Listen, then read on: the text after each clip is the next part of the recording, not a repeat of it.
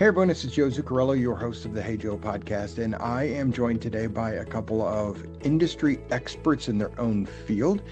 And I'm particularly excited about this episode because we're going to introduce some help. If you're a professional groomer out there, you're a grooming professional out there, and you might struggle sometimes with pet behavior.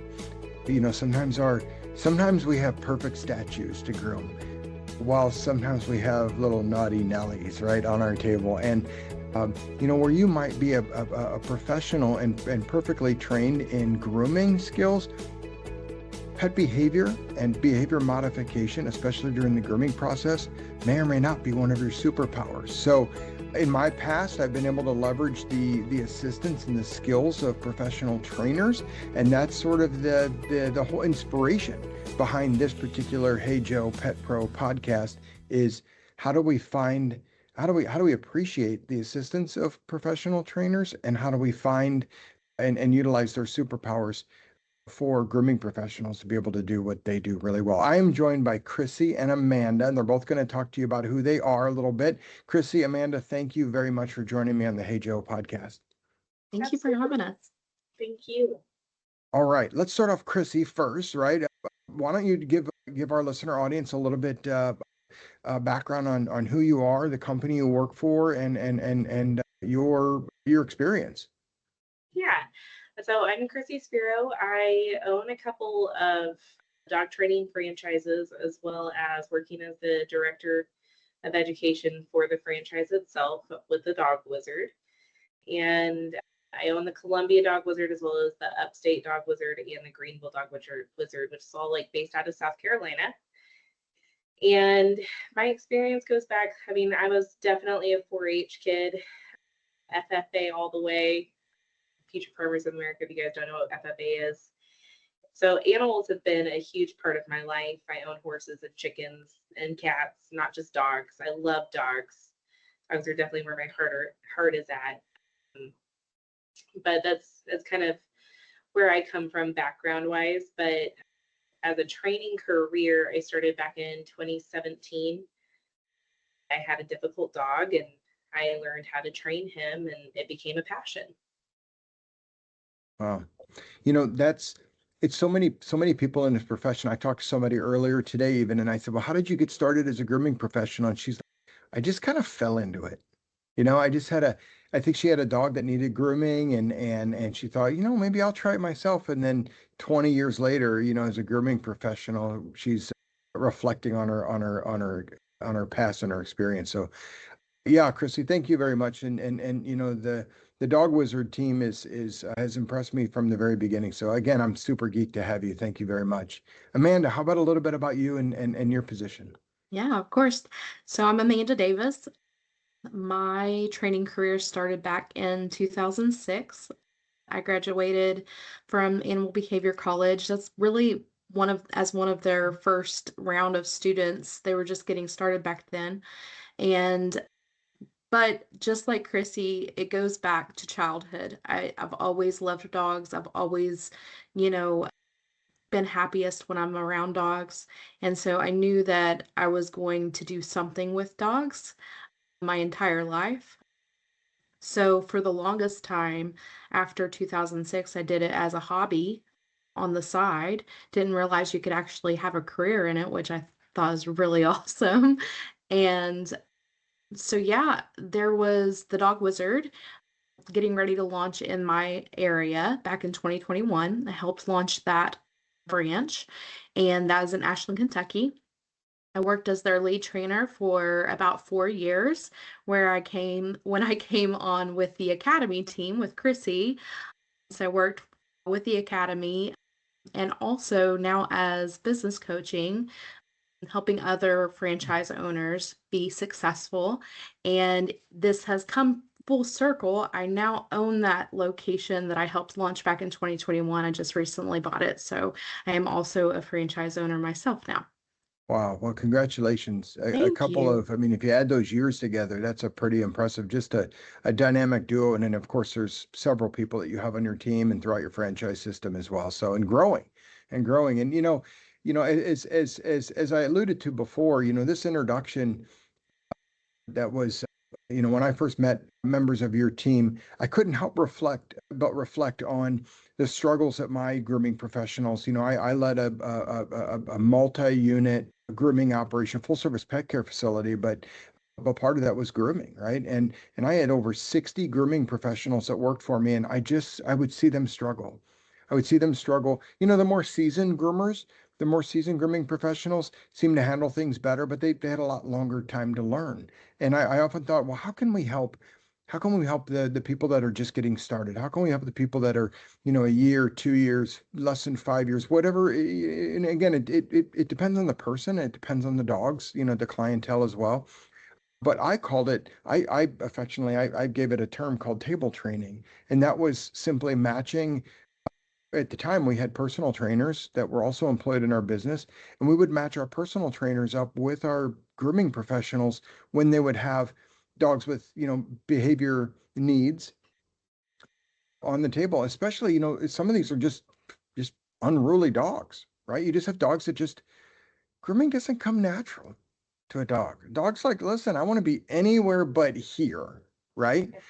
So it was essentially, three main buckets, right? So you had the unruly dog, young puppies, right? Puppies. It always surprises me. Side note, it always surprises me how grooming professionals will charge, a lesser price, like half price for puppies, just because maybe the dog is half the size as it might be at full grown.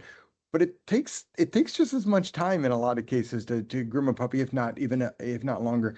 And then just really the lack of training experience, which can make all of those things worse, right? So, not necessarily knowing that we're contributing to a worsening and worsening the situation. So maybe we can kind of unpack this. And Chrissy, when I was talking with you, you had talked about this term happy visits. Yes. I love that term, happy visits. So answer for me, what does, you know, we talked about it in show prep, right? Better experience for the dog, better experience for the grooming professional, but unpack happy visits. Happy visits. I got the idea earlier in my career before I started with Dog Wizard from another training place, but it was with vet offices and just trying to make experiences as better, like as happy as possible for the dog going into the vet office. And later on in my career, after owning my own businesses, really it's just about making any experience a happier visit whenever you go in. So it's very uncomplicated. You take a dog into a vet office or a grooming salon and you work on calm state of mind in the lobby. If there is a lobby, if there's not a lobby, just being around the groomers in the towns. So lots of food, lots of positive reinforcement, just focusing in on the calm behavior and normalizing the sights and sounds and the people that they're going to see later on and getting out. Very hassle free. Yeah. They don't get their nails touched. They're not put on a table. They're not manhandled for any reason. It's just they go in, they get some cookies, they see some faces, they hear some sounds, and then they're out. Hmm. And then they're like, that wasn't so bad. That wasn't so bad. Hmm. And so the next time they go in, they have that mindset of, okay, this is actually kind of fun. The last time I came in, this person was pretty nice. I've smelled these smells before. And it's not so new. It's not so scary. Yeah. That's what a happy visit is. Yeah. Because, to your point, I really appreciate that, because I've seen too often where, in the pet services business, if the dog comes in, we have the dog on our agenda, right? Yep. We know we're being paid to groom the dog, we're being paid to train the dog, we're being paid to provide daycare services for the dog. So we immediately hop, in some cases, we immediately hop to getting to work, right? Getting to work on that first time visit. So I do like that, especially if you can recognize that the dog would benefit from that. Now, and again, I've been in the grooming business for a long time, and I'd say a majority of the pets we can bring right into a facility, right into a grooming environment, and most are very tolerant. Yeah. Amanda, how would you, let's say, if you were going to channel your inner grooming professional, right, with a trainer brain, right, with a professional trainer brain, Yeah. what would you see that would then dictate a different course of action to maybe doing more happy visits first, as Chrissy Yeah. defined, versus Mhm. right into the grooming experience? Absolutely. I think those short, frequent happy visits is really helpful. So that way, the experience around the groomer or the vet is not just that one experience, but they have a lot of experience around that one particular environment that maybe once, every 3 months, it's actually on the table. But for the Mhm. majority of the time, it's in, it's getting treats, it's getting love, it's getting praise, it's working on calm state of mind. Like, it is not the norm to just go in and get poked and prodded at. And I think that this specifically is one of the reasons why my personal dog, when I take her out a lot grassroots marketing with me, and every time we hit the vet office, it's like smile on her face. She's a typical golden retriever, but Mm. smile on her face because she's like, "Where's my treats?" Like, it doesn't mean to her that we're going there for shots. We get shots once a year, Right. but she doesn't expect that that's what's going to be like, that's what's going to happen, because the majority of our visits around vet offices have been happy visits.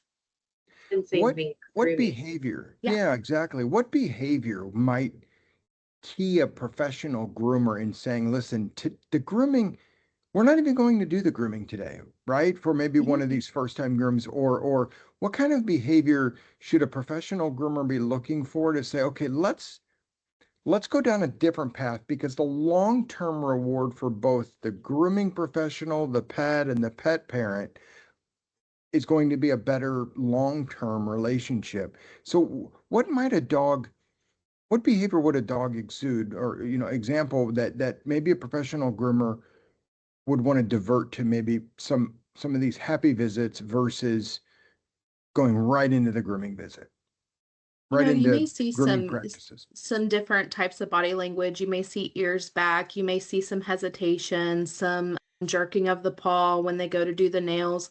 But I think that, every single dog, it's a great way to be proactive, because you can have a dog that's very tolerant, but you can ruin that tolerance if you are just going in and, basically saying, "Hey, I'm going to do this," and then not kind of filtering those happy visits in with that and those good experiences, you could ruin, I guess what I want to say is squash the confidence that you've built without, doing some of this prerequisite stuff that we tend to do. So I don't think that it's necessarily like a behavior. You'll definitely see the behaviors come out, but I think it's not going to hurt if you do it with every dog, right? Yeah. Right. I would say too, I think groomers hit it more with puppies, especially with my own personal puppies that I've reared and had grooming relationships with, because all of my dogs get groomed. I love not having to groom my poodle myself. I could do it, but I don't want to. I just want to do the training side of things.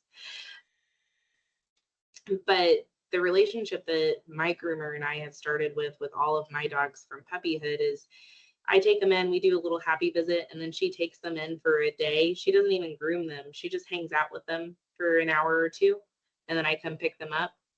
And then she'll start grooming if she feels like they're ready. If if they're not shaking in their kennel, if they're not like trembling at the sound of the buzzer and all of those things. So if you have a dog on the table that's not even a puppy, but it's an older dog, and you find that they're salivating profusely, or you feel like they are whining a lot, if you feel like they're just really terrified, you see that they're scared or they're biting at the clippers, things like that, those are great dogs. So let's just reel it back a little bit. start off a little slower. Go ahead, come pick up the dog. We're going to push this out a little bit. These are some things that I want you to work on at home, or contact a trainer to help you with some touch handling exercises. And then we'll go from there. So on the happy visits, this is something that a grooming professional could do on their own without the help of a trainer. Mm-hmm. And we're going to get to, at some point, we might need to have a trainer involved. That's one of the reasons why we're talking. But I wanted to ask one last question about happy visits. Is it, in your opinion, a grooming professional should charge for happy visits? I am of the opinion of you could. I've personally never charged a client additional money to take their dog on a happy visit.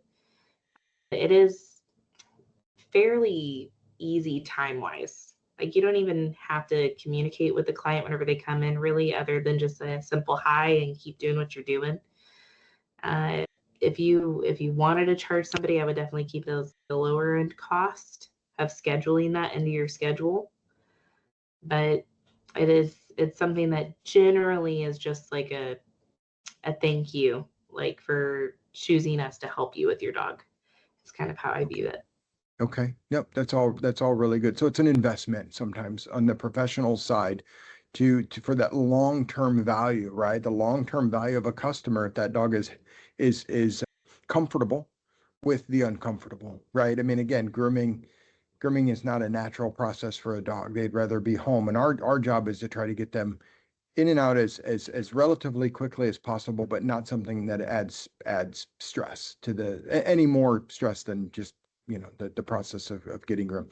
All right, so let's talk about, this is where, I was very much spoiled, right? And Chrissy, when we were doing show prep, I was mentioning this to you and Amanda about I was very spoiled. I had trainers in the building. I had professional trainers in the building. So I could go grab a personal trainer and have them, stand side by side with one of my grooming professionals and meet that dog where they were at that particular moment. But not everybody is spoiled like that. Most grooming salons are independent businesses or mobile, maybe even, where they may not have that trainer that readily available. So let's talk about in the moment when dogs are already in a salon, but maybe let's talk about that, and then let's talk about preparing for a client visit that is going to be coming to the salon. How do we prepare? How can we get a professional trainer present for that? So how do we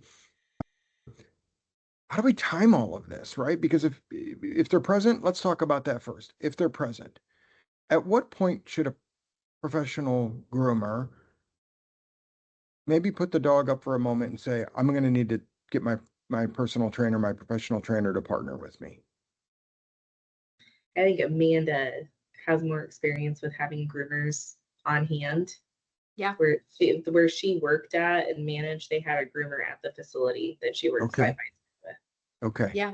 Yeah. So one of the things we're very proactive about, I would invite her into my puppy classes. And so we would talk about like desensitization to tools and, object socialization from the very beginning. And so we had a really good relationship, still have a really good relationship with this particular groomer. So she knows that she could call me at any time and I would give her advice. And it may be that, hey, I can't groom your dog today. This is what we want to do. We want to work towards this, but it is going to do more damage than it would good right now. So I think we need to take a step back and we need to do the work first before we can just force the dog into this, because I think that you can squash a lot of that confidence, like I was talking about earlier, without some of that prerequisite work that you want to do. But yeah, I think that is a good way to get even some partnerships going with, a groomer, is invite a trainer invite them to that puppy class, because a lot of those dogs, especially if you live in my area, we've got a lot of doodles. A lot of those dogs are going to be spending a lot of their life on the table. And so we start talking about object socialization during that puppy class. And so I'll bring the groomer in and give her the floor and have her talk about just different things to expect and what to start, doing before that first visit to the groomer ever happens. I really like that. So if you're a professional trainer out there and you're listening to this podcast, who are the groomers in your neighborhood, right? So maybe go, and that was what I was going that was where we're going next is how do we play matchmaker? How do we help them find each other, right? So, because obviously, you know, there's there's something to be said for the trainer getting introduced to the pet parent, right? The grooming client. And there's something to be said about maybe even a training client getting introduced to a professional groomer. So I really see this being a very symbiotic, very healthy, beneficial relationship for everybody involved.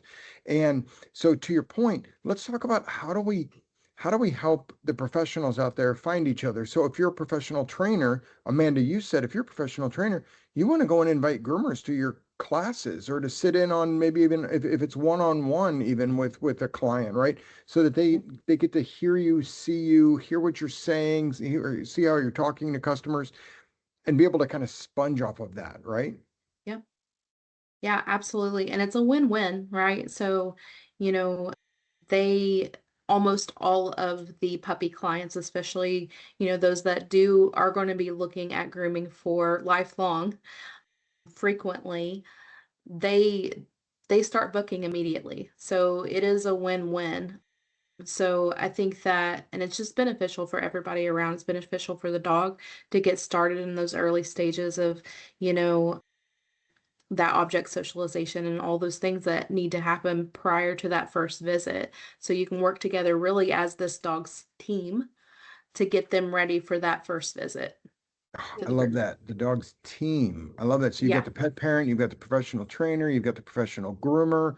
yeah. So obviously how does it benefit the trainer? The trainer who has puppies, right, Hmm. would want to then introduce that puppy to a groomer who they know. Hmm. So Yep. Yep. vice versa, right? So I would think that if you're a professional groomer and listening to this podcast, you might be benefited by going out and finding professional trainers who you can bring on to the dog's team, right? To that client's Yeah. team, that puppy's team that can help shape that dog's behavior for long-term service provision, right? So what would you say to a grooming professional? Because again, training so well, and you had a groomer work in your facility, and so I'll ask both of you the same question, but what should a grooming professional ask trainers if they've not reached out or they don't have yet a relationship with trainers in their area, professional trainers? What would a groomer ask a trainer to find the right person to fit the team that they're building for this dog? Hmm. For a groomer to ask a trainer, this is flipping the script on me because usually I coach the trainers to go to the grooming office and ask like they're picking a groomer for their own dogs.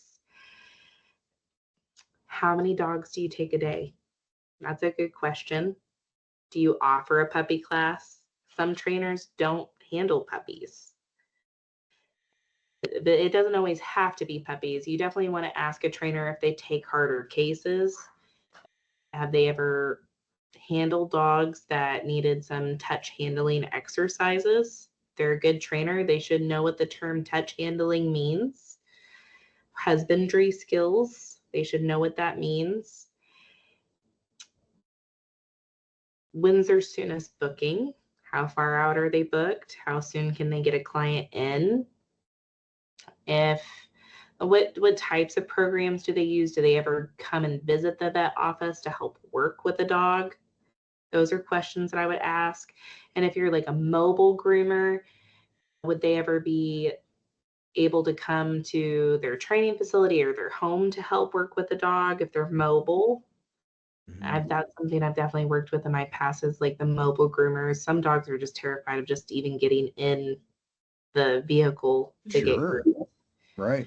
I can see that. So if you're a Uh, professional groomer, you want to and Amanda, I would like for you to weigh in as well. So the very first thing sure. is just getting to know their skills and their expertise, right? So to your point, Chrissy, sometimes sometimes we're talking about maybe a groomable dog, but not groomable with the behavior that they're demonstrating today because of the safety of the dog or the grooming professional, right? But I mean, and sometimes they're just not a groomable dog, not maybe for a long time, maybe not ever, right? Because of some situations. But what can you think of any other questions, Amanda, that a grooming professional should ask a professional trainer to see that it's the right fit? Or maybe just and maybe it's multiple trainers. Maybe there's Mhm, expertise. This trainer does this trainer does that, right? Different tools in the mhm. toolbox, maybe. Yeah, so this actually came up not too long ago at my facility. So the groomer there, we did private lessons with a dog that was terrified of grooming, terrified of being on the table, and we did private lessons around touch handling. That's all we did, touch handling. The difference that that made with that dog was incredible. And so our focus with private lessons was grabbing the paw, running the hand down the back, pulling up the tail, looking at the teeth with a lot of fun stuff mixed in. Dog loved ball, right? So another thing that we did during those sessions was the groomer was also there. So if you're a groomer and you have a specific client that you're wanting to help that is terrified of the table or you cannot currently groom, but you would like to help them, maybe team up with a trainer and ask them, do you do private lessons? And would you allow me to attend those so that I can be a part of this? And because I really want to I want to be there for this dog and I want to see what you're doing so that I can really learn from that. Because again, we're this dog's team. So what happened with that dog was that weren't able to pick up her paws. Now you can. She had bitten even her family members several times. And now they can lift her paws. We taught her shake, which was really, helpful for that, and played a lot of ball. So it made it a really good experience for her. So yeah, I would say, ask one of your trainers if they would mind doing private lessons with that dog and if you could come along. Yep. I I love that. And you know what I like about it too is that the groomer is trying to inject themselves into the process. And I think Mhm. that shows I think that shows a commitment on that dog's part. To your point, I just love the team approach that you're mentioning. And and I think by the groomer's not the groomer doesn't want to learn how to train dogs, right? Yeah. There's no there's no fear of the groomer taking that business from the from the Right, trainer. A right. groomer has a whole Mhm. different set of superpowers than a Yep. trainer and vice versa. I So agree. yeah, absolutely, yeah, and vice versa, right? The trainer Yeah. doesn't want to become a dog groomer, right? So everybody has this role that they're playing on the team. The last piece I want to talk about is sort of expanding on this conversation on one of these topics just a little bit more, and that is proactively seeking out the guidance of each other in their own expertise. For example, if you are one of a group of trainers that happens to work in a facility or in a system, a franchise or whatever, I would imagine trainers want to know a little bit about the grooming processes as well. So, you know, maybe a trainer injects themselves into a grooming business and says, "Can I come and observe? Can I come and watch and see how this is done?" Right? Would you as a professional trainer find that advantageous? Absolutely, especially coming from the educational side of it of training trainers. I would highly encourage a newer trainer in the industry to go seek out a local grooming salon, ask the questions like, and find out if they're a groomer that they would send their own personal dog to, that they would recommend their future clients to go to. And then ask if you can sit in for an hour or two while they groom, and potentially ask some questions whenever they're available to answer them. I know you guys as groomers, just like us as trainers, if we're in the thick of it, sometimes it's hard to answer questions on the spot. But having a dedicated time to do some Q&A with that trainer and the groomer, and to sit in and just see what their life is like. Because a lot of dogs, whether they're long-haired or short-haired, they're going to get their nails done. They're going to get their fecals looked at. There's their teeth brushed, their ears cleaned, all of those things. And a lot of owners aren't going to do it themselves. I mean, a lot of it is stuff that they could absolutely learn how to do themselves. But on the flip side, they're going to take them to the groomer. Time is money for everybody. But I would highly encourage that. And I would encourage groomers to allow them to come in. I know sometimes that can be like, oh my gosh, that's another extra body in the room. Somebody staring at me, doing what it is that I'm doing. But you're helping, again, form this team for this dog and this family for the lifelong of the dog, which us, the trainer, and you, the groomer, care about, as well as the human client relationship. Yeah. Okay, so let's flip the script just slightly. Well, let me come at it from a different angle, and then we'll start wrapping up, because this has been so awesome. And I know that I got to believe that the people out listening to this episode of the Hey Joe Pet Pro podcast are benefiting from this, because the struggle is real, right? We don't need our jobs to be any more difficult. We're handling animals as part of our career, right? We need, just like a good tool, like, right, groomers might have their favorite clipper, their favorite shears, or their favorite brush in order to get a job done. Trainers might have their favorite lead, their favorite motivation, like you said, Amanda, a ball or treats, or food motivated dogs, or food motivation, whatever those things are. Everybody has their favorite tools.